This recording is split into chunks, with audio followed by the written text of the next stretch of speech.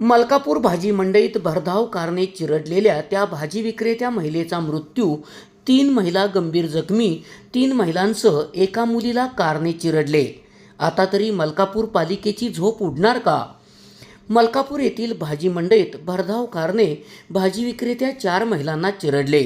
बुधवारी रात्री 7:30च्या दरम्यान झालेल्या या अपघातात एका महिलेचा मृत्यू झाला असून बाकी 3 जखमींवर कृष्णा रुग्णालयात उपचार सुरू आहेत.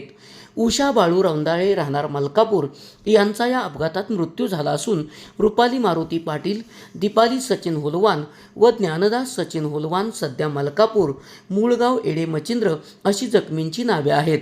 मलकापूर कोयना वसाहत येथे रस्त्यावर भरणाऱ्या भाजी मंडईमुळे या ठिकाणी रस्त्यावर नेहमीच गर्दी असते. या ठिकाणी अनेक वेळा छोटे अपघातही झाले आहेत.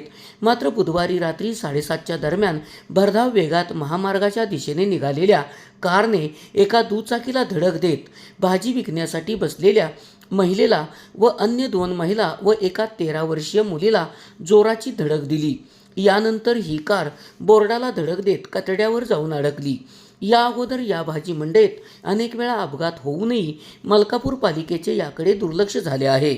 मात्र यावेळी घडलेल्या मोठ्या दुर्घटनेमुळे मलकापूर कोयना वसाहत रस्त्यावरील ही भाजी मंडई तात्काळ बंद करावी अशी मागणी यावेळी संतप्त नागरिकांनी केली आहे. SP ओरिजिनेटिव्हसाठी सुनील परीट, कराड.